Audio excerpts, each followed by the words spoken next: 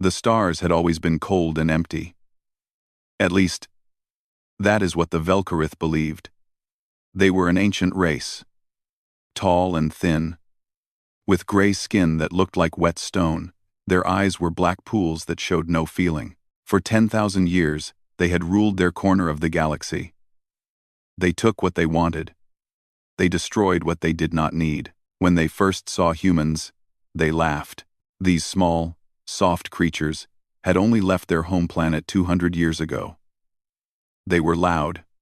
They asked too many questions. They bred like insects, spreading to new worlds faster than anyone expected. The Galactic Concord, the great alliance of alien races, had welcomed humans as new members. But the Velkarith saw them as pests. High Architect Scivelin stood in his chamber aboard the great ship Void's Edge. He was the leader of the Velkarith military, a position he had held for 300 years. His long fingers moved across a holographic display, showing a blue and green world spinning slowly in space. Kepler's Promise. Humanity's largest colony outside their home system. 12 million humans lived there, building cities, farming land, and raising families. They had no idea what was coming. "The council grows impatient," said a voice behind him. Scivelin did not turn around. He knew it was his second in command, a younger Velkarith named Torvax. "The council is always impatient. They want results, but fear the methods. They fear the Concord will discover our actions." "The Concord is weak," Scivelin said. His voice was like grinding stones. "They talk and debate, while lesser species spread like disease across the galaxy. Humans most of all." He pressed a button, and the image changed. Now it showed a small glass container filled with dark red liquid. Inside, something moved. Something alive. "Strain Omega-9, Scivelin said. "Our finest creation." Torvax stepped closer, his black eyes fixed on the container. "The tests were successful? Beyond our hopes, we released it on 47 different species.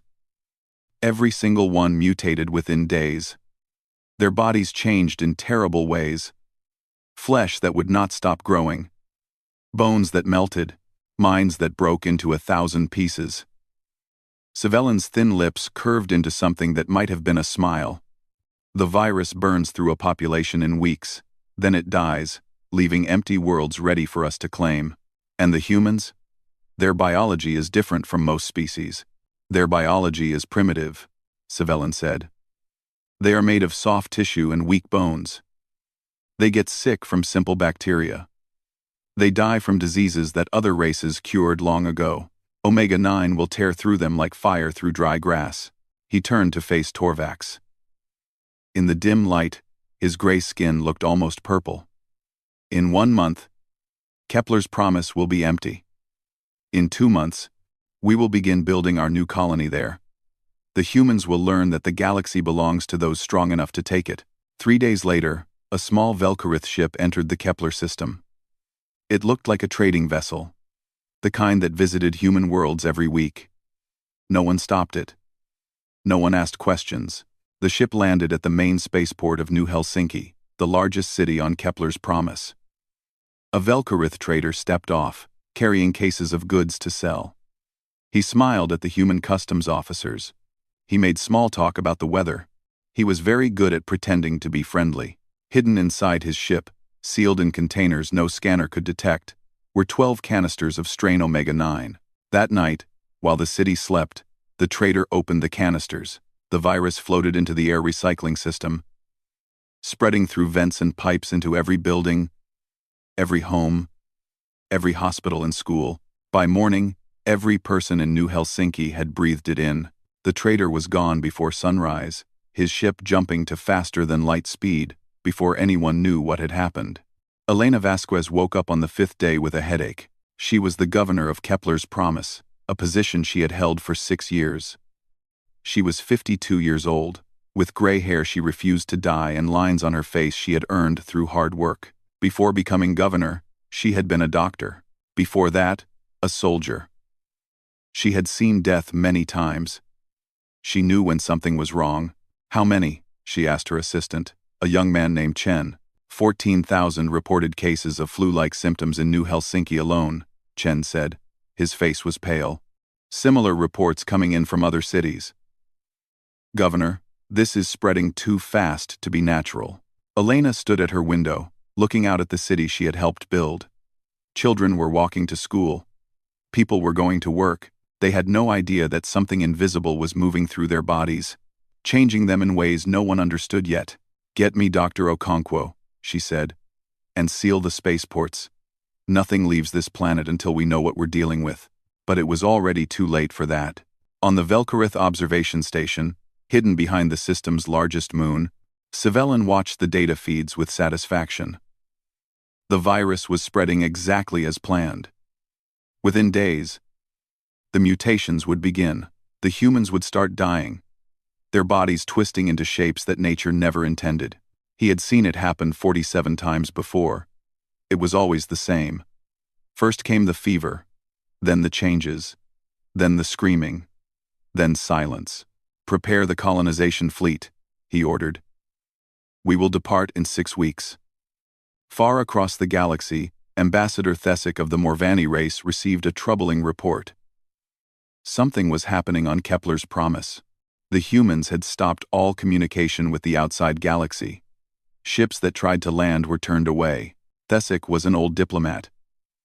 He had served the Galactic Concord for 200 years. He had seen wars and plagues and disasters of every kind. But something about this situation made his 4 hearts beat faster with worry. What are the humans hiding? He wondered aloud. His assistant, a young Morvani with bright blue scales, checked her datapad. Unknown, Ambassador. But our sensors detect no weapons fire, no explosions. If there is a war, it is not one we can see. Thesic looked out at the stars. Somewhere out there, 12 million humans were facing something terrible. And he had a horrible feeling that whatever it was, it would not stay contained for long. He was right. On Kepler's promise, Elena Vasquez looked at her own hands. The veins beneath her skin seemed darker than before. Thicker. She felt strange, like her body was fighting a battle she could not see. All around her, 12 million people were feeling the same thing. The virus had begun its work, but the Velkarith had made a terrible mistake.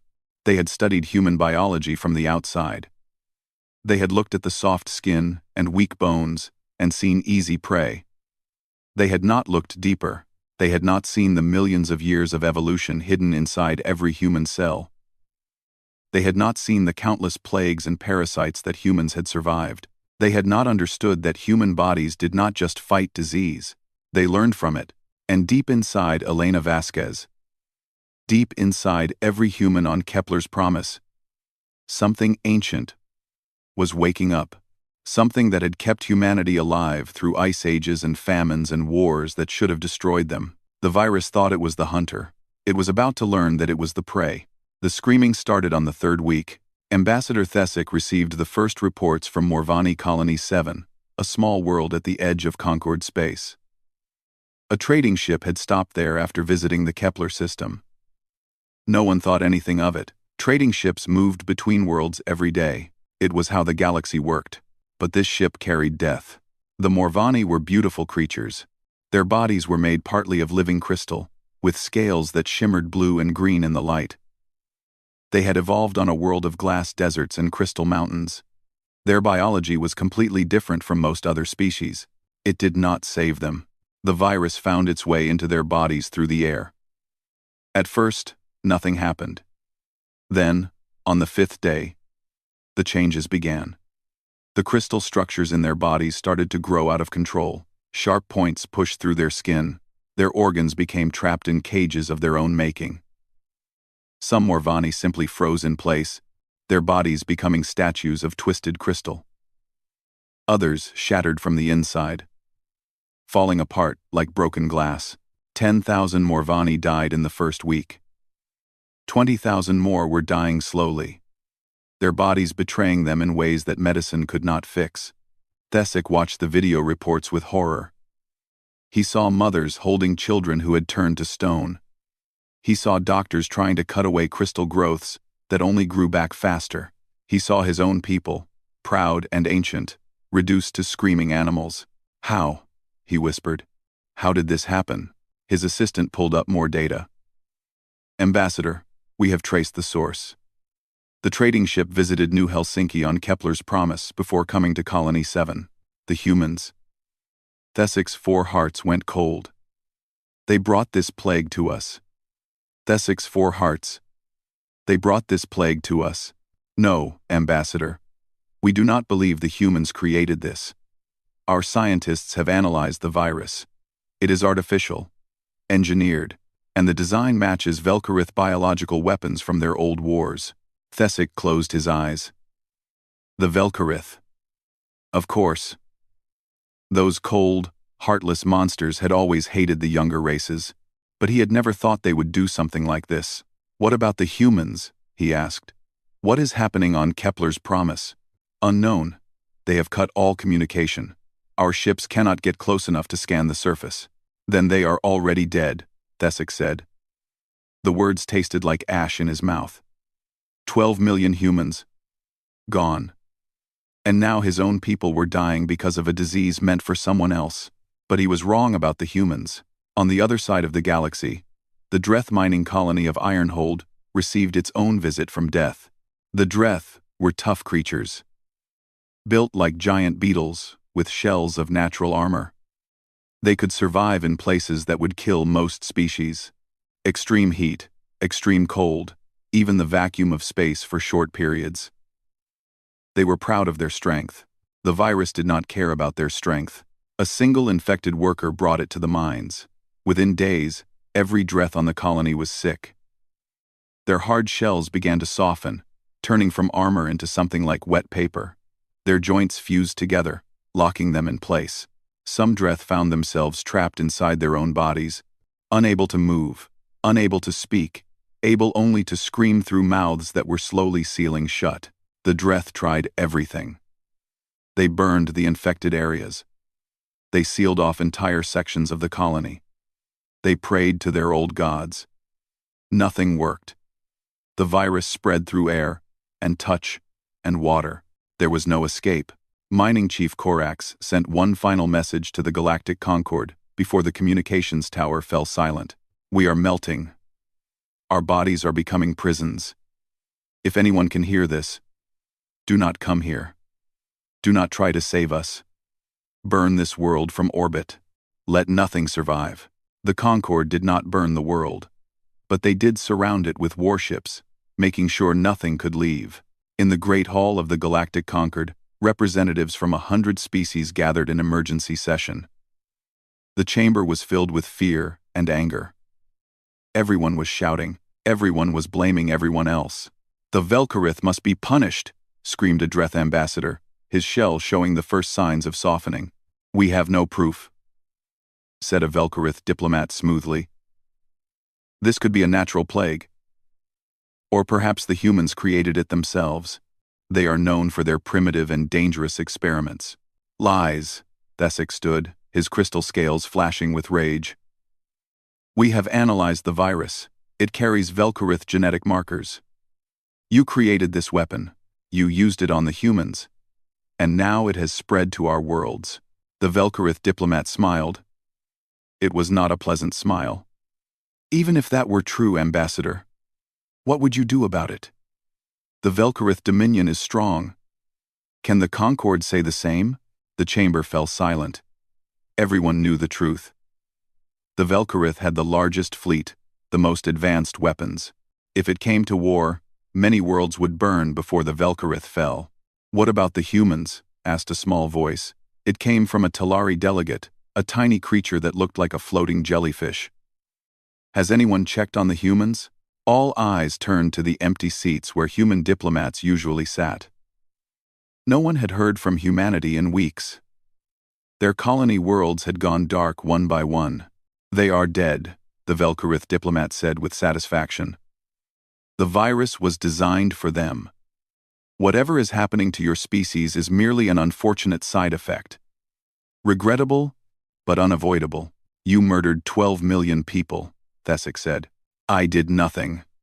And you have no proof otherwise. The Velkarith turned to leave. This meeting is a waste of time. The Dominion will not participate in your hysteria.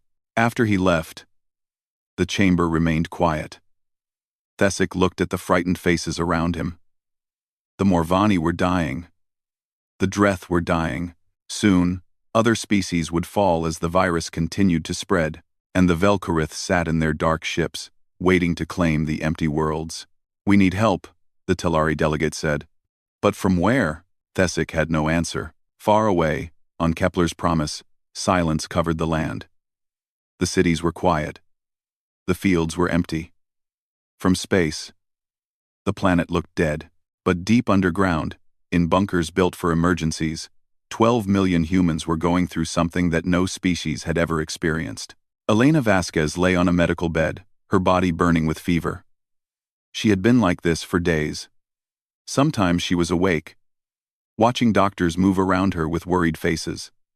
Sometimes she slept, dreaming strange dreams of fire and darkness, and things changing inside her. Dr. Okonkwo stood beside her bed, looking at results he could not explain. "This is impossible," he said to his team. "The virus is rewriting her DNA. It should be killing her. Every model we have says she should be dead by now." "But she is not dead," said a nurse. "No, she is not dead. None of them are dead." Okonkwo pulled up more data. 12 million people infected. 0 deaths. 0. The virus is changing them. But their bodies are not failing. They are adapting. Adapting to what? I do not know. Okonkwo looked at the governor's face. Even in sleep, she looked like she was fighting. Her fists were clenched, her jaw was tight. "But I think whatever is happening, it is almost finished." That night, Elena Vasquez opened her eyes. She felt different. Stronger. Clearer. Like she had been wearing heavy clothes her whole life, and had finally taken them off. She sat up and looked at her hands. The veins were still dark, but they no longer looked wrong. They looked right. They looked like they were supposed to be that way. "Governor?" Dr. Okonkwo rushed to her side. "How do you feel?" Elena thought about the question. She could hear his heartbeat. She could smell his fear and hope mixed together. She could see details in the room that had been invisible before. "I feel," she said slowly, "like I just woke up for the first time in my life." All across Kepler's promise, other humans were waking up too. The virus had done its work. It had tried to destroy them. Instead, their bodies had done what human bodies had always done. They had learned. They had adapted. They had become something new. And soon, the galaxy would learn what that meant. The message came without warning. Every communication station in the Galactic Concord received it at the same time. It cut through all other signals, overriding emergency channels and secure networks alike. For a moment, the entire galaxy went quiet. Then a human face appeared on every screen. Elena Vasquez looked different than she had 6 weeks ago. Her gray hair had turned darker, streaked with lines of silver that seemed to glow. Her eyes were the same brown they had always been. But something behind them had changed. She looked like a woman who had walked through fire and come out stronger. She was smiling. "This is Governor Elena Vasquez of Kepler's Promise, calling all Concord stations and member worlds. I am pleased to report that our colony is fully operational. All 12 million citizens are alive and in good health. Across the galaxy, millions of beings stopped what they were doing and stared at their screens. We have experienced some changes during the past weeks," Vasquez continued. "But we have adapted. We are sending updated census data and medical reports to Concord authorities. We request agricultural supplies, as our population is experiencing increased nutritional needs." She paused, and her smile grew wider. "To whoever sent the gift that caused these changes, we want to say thank you. You have given us something wonderful." The transmission ended. In the Great Hall of the Concord, chaos erupted. Delegates screamed questions at each other. How could this be possible? The virus killed everything it touched. No species had survived. No species could survive. Ambassador Thesic pushed through the crowd, demanding silence. When the noise finally died down, he gave orders. "Send a medical ship to Kepler's Promise. I want answers." 3 days later, the Concord medical frigate Hope's Light entered orbit around the human colony. Dr. Yinrel, a Morvani xenobiologist, led the investigation team. He had spent his entire career studying alien life forms. He thought he had seen everything. He was wrong. The shuttle landed at the New Helsinki spaceport on a bright morning. The city looked normal. Buildings stood tall. Trees lined the streets. People walked and talked and laughed as if nothing had happened. But something was different. Yinrel noticed it immediately. The humans moved with a grace they had not possessed before. Their eyes tracked his team with a sharpness that made his scales itch. When they spoke, their voices carried a confidence that felt almost dangerous. Governor Vasquez met them at the landing pad. She shook Yinrel's hand, and he felt the strength in her grip. Not crushing, but controlled. The strength of someone who could break him in half but chose not to. "Welcome to Kepler's Promise," she said.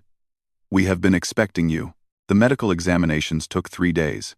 Yinrel and his team tested everything: blood, tissue, bone, brain activity, genetic structure. What they found made no sense. "This is impossible," Yinrel said for the 100th time, staring at his screens. "The virus is still in their bodies.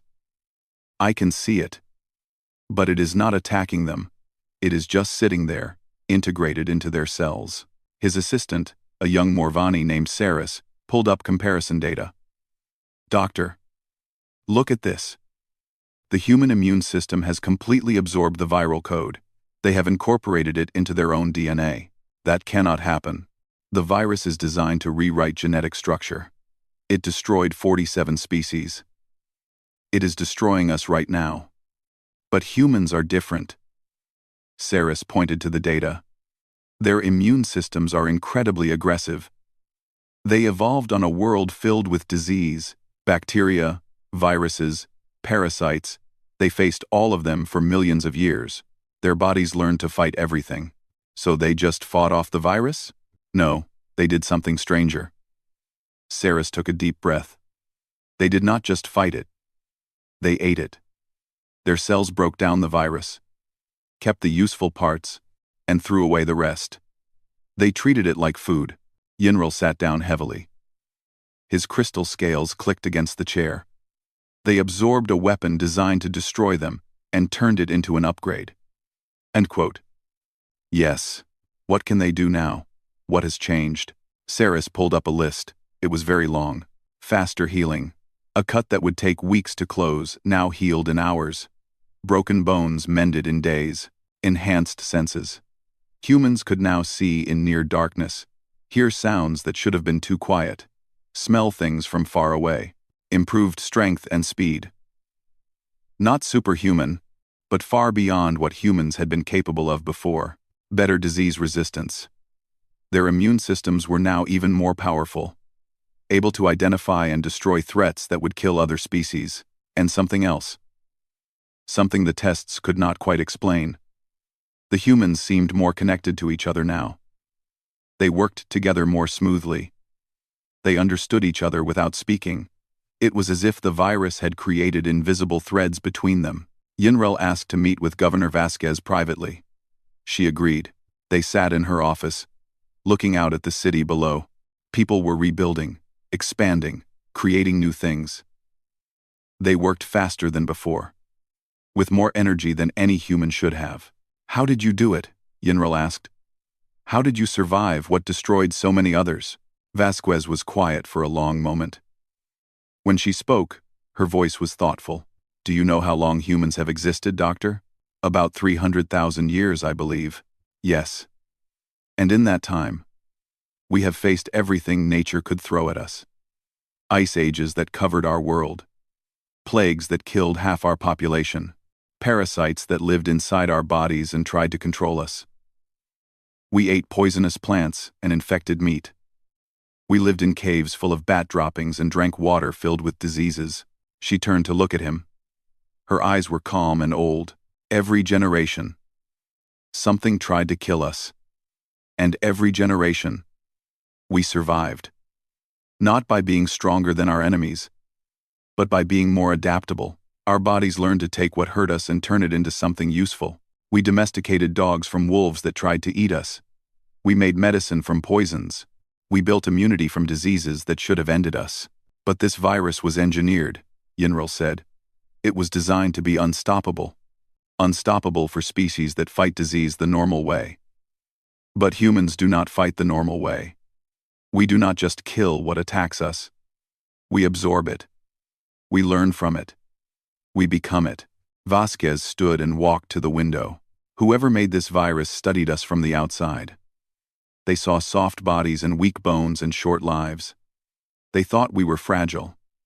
They did not understand that we are not fragile at all. We are flexible. There is a difference. Yinril thought about his own people, trapped in prisons of crystal that their own bodies had made. He thought about the Dreth, melting inside their shells. They were strong species, ancient species, but they were not adaptable. When something new attacked them, they had no answer. "Can you help us?" he asked. "My people are dying. The Dreth are dying. Can your new abilities save us?" Vasquez smiled. It was a kind smile, but there was something fierce underneath it. "We are already working on it. Our scientists have been studying the changes in our bodies. We think we can create treatments for your species and others, modified versions of what happened to us, designed to heal instead of harm. You would share this gift? We are not monsters, Doctor. We did not ask for what happened to us. But now that we have it, we will use it to help. That is what humans do. We survive, and then we help others survive too." Yinril felt something he had not felt in weeks. Hope. But far across the galaxy, in the dark chambers of the Velkarith command ship, High Architect Civilan received the same reports. And he felt something very different: fear. The humans were not dead. They had absorbed his greatest weapon and become stronger, and now they were helping the species he had tried to destroy. This could not be allowed. He began planning his next move. If the virus could not kill humanity, then the Velkarith fleet would have to do it directly. He did not realize that this would be the worst mistake of his long life. The Velkarith fleet came in the dead of night.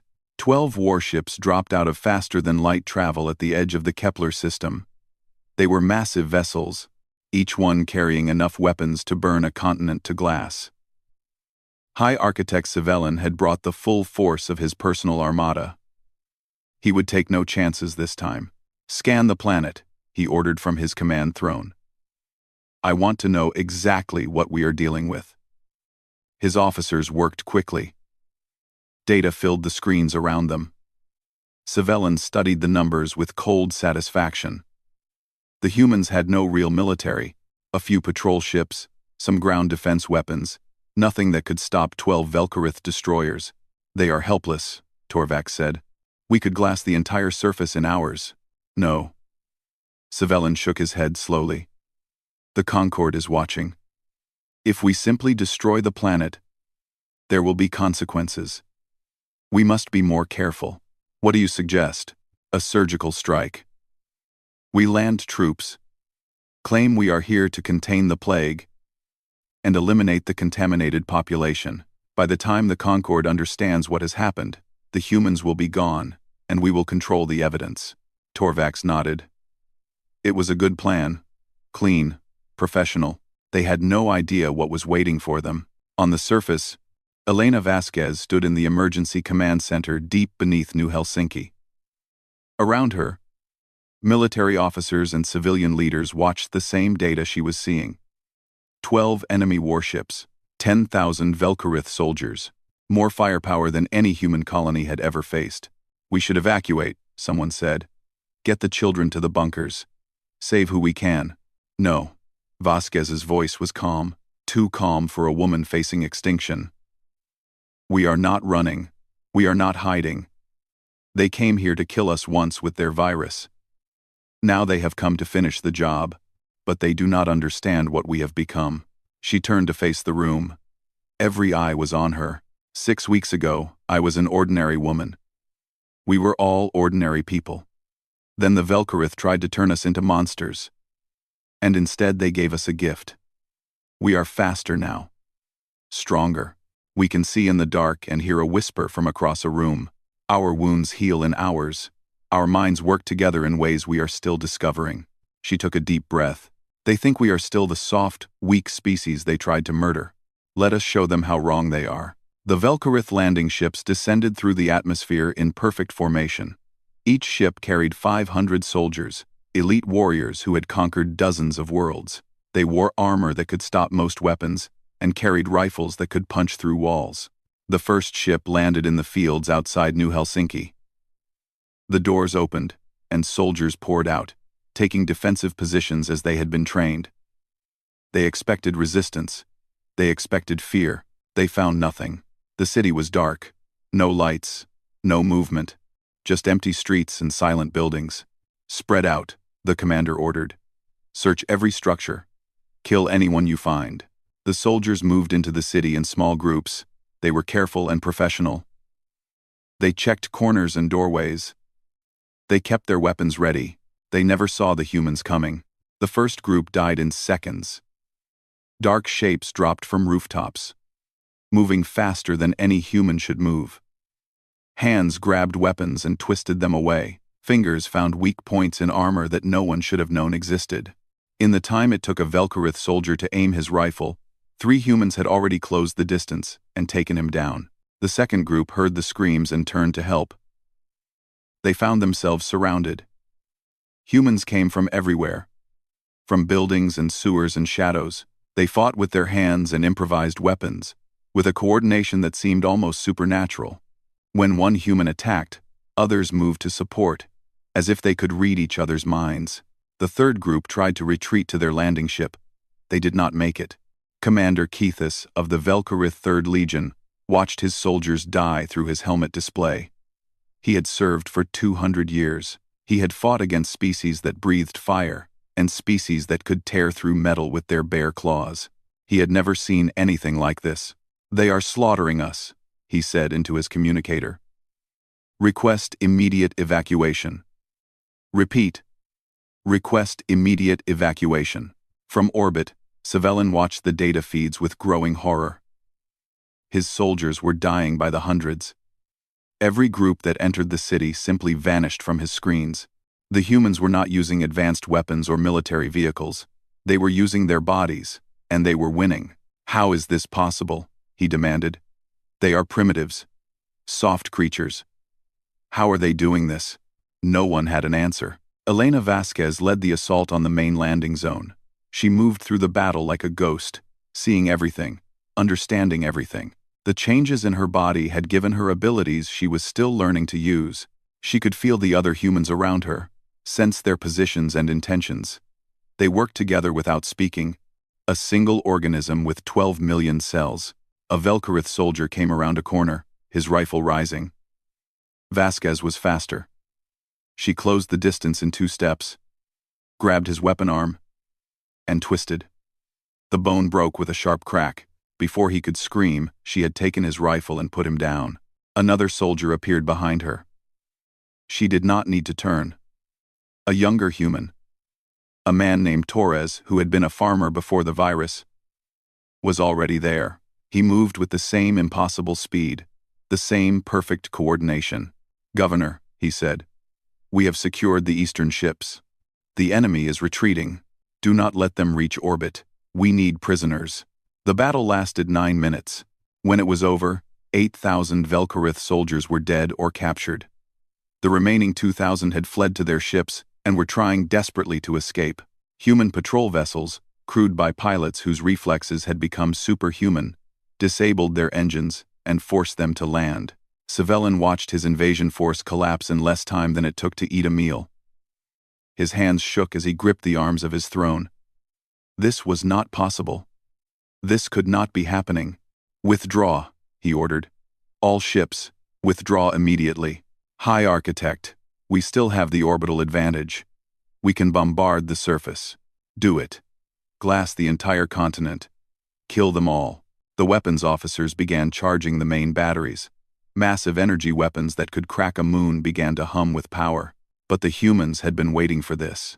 From hidden bases across the planet, missiles launched into the sky. They were not military weapons. They were mining charges, attached to rockets that human engineers had built in secret over the past weeks. Simple, crude, but effective. The first missile hit Savellin's flagship and detonated against the shield. The shield held. The second missile hit the same spot. The third. The fourth. By the 10th impact, the shields were failing. "Evasive action," Savellin screamed. "Get us out of here." It was too late. The barrage continued, overwhelming the Vel'Kareth defensive systems with sheer numbers. Explosions tore through the fleet. One destroyer broke apart. Then another. Escape pods launched in all directions as crews abandoned their dying ships. Savellin's flagship was hit in the engine section. The ship shuddered and began to fall toward the planet. Pulled down by gravity, it could no longer escape.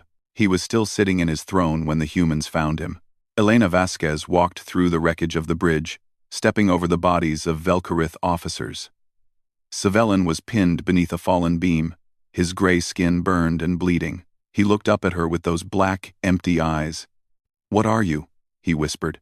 Vasquez knelt beside him. She studied his face for a long moment. "You tried to make us into monsters," she said. "You thought you could use nature as a weapon against us, but you did not understand something important." "What?" "We are nature. Every plague that ever killed us. Every disaster that ever struck us. Every enemy that ever tried to destroy us. We survived them all. We absorbed them. We learned from them. We became stronger because of them." She leaned closer. "You wanted to know what humans really are? We are the children of everything that tried to kill us. We are made of 10,000 years of death and survival. And now, thanks to you, we are better than we have ever been." Savellin closed his eyes. "You will destroy us. You will take revenge." "No." Vasquez stood up. "We will do something worse. We will help everyone you tried to hurt. We will share what we have learned. We will make the galaxy stronger, and you will be left behind. A footnote in history. The species that tried to murder humanity and failed." She walked away, leaving him in the wreckage of his ambitions. Above the planet, the Vel'Kareth fleet was finished.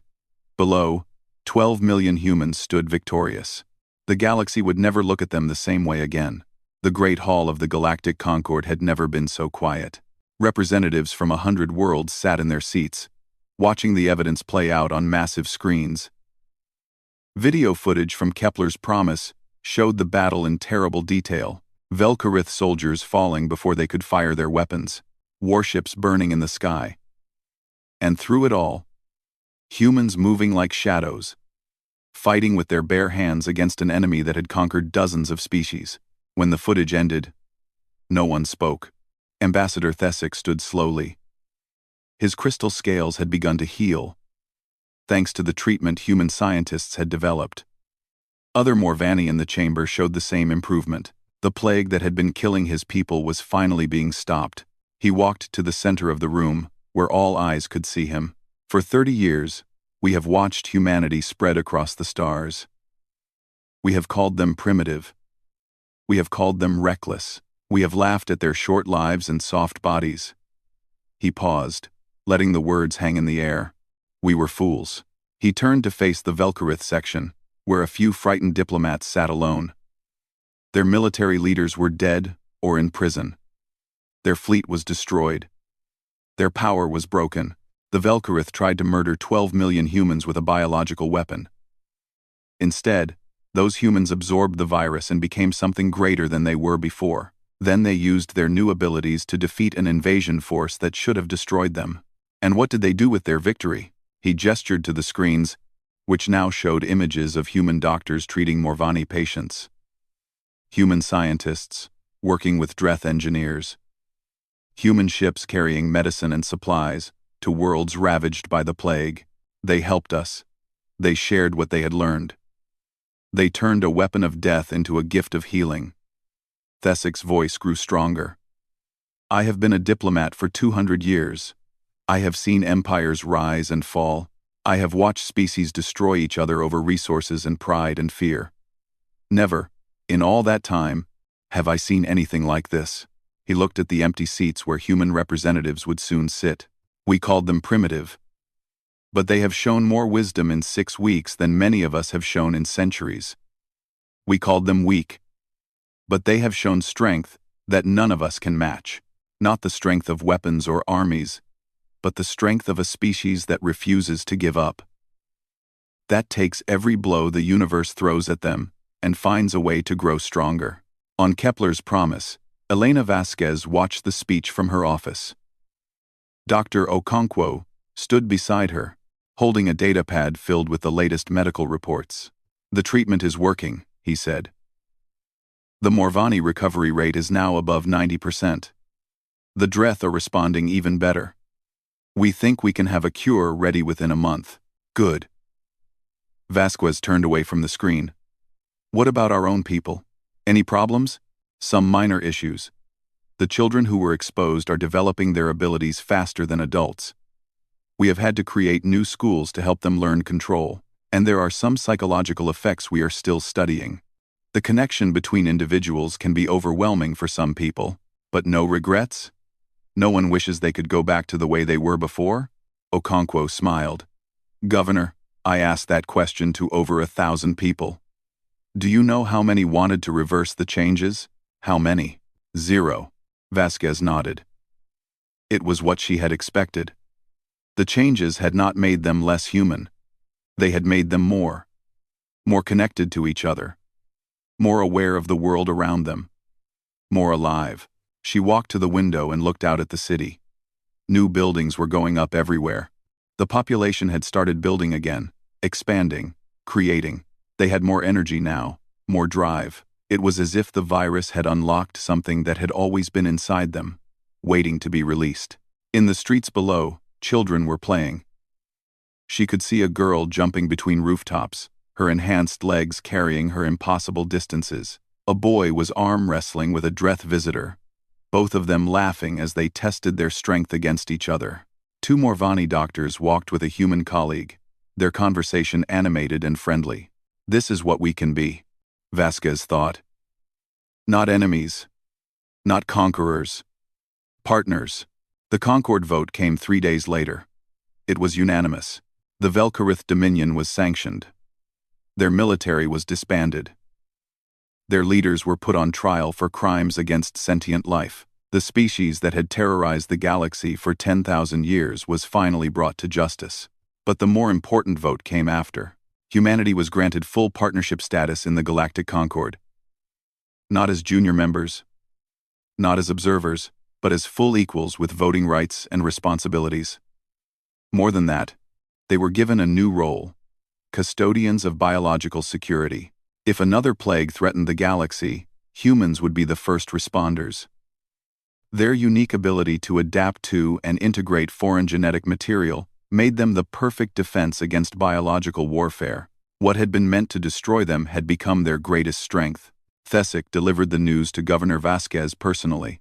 "Your species has earned something rare," he said. "Respect. True respect.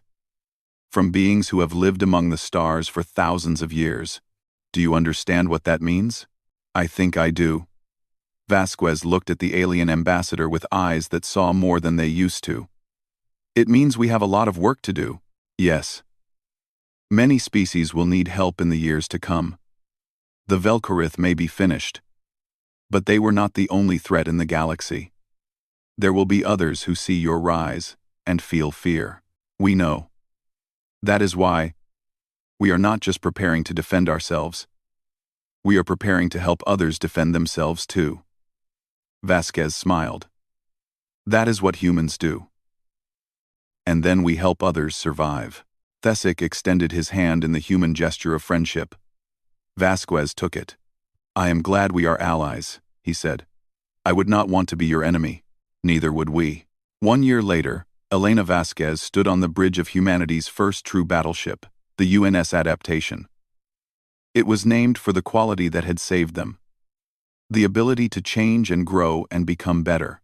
Around her, crew members worked at their stations. Some were the original survivors from Kepler's promise. Others were humans from Earth and other colonies who had chosen to receive the treatment, to undergo the same changes. The virus had been tamed now, controlled, turned into a gift that any human could receive. Not everyone chose to change. Some preferred to remain as they had been, and that was respected. Humanity was not about forcing everyone to be the same. It was about giving people choices and trusting them to make good ones. Through the viewport, Vasquez could see a convoy of ships heading toward a distant world. A new plague had broken out there. A natural one this time, threatening a species called the Telari. Human doctors were on their way to help. "Governor," said her communications officer, "we are receiving a message from the Telari homeworld. They want to thank us for coming. Tell them thanks are not necessary. Tell them we remember what it is like to face extinction. And tell them that as long as humans exist, no species will face that alone." The officer nodded and transmitted the message. Vasquez turned back to the stars. Out there, somewhere, other threats were waiting. Other challenges.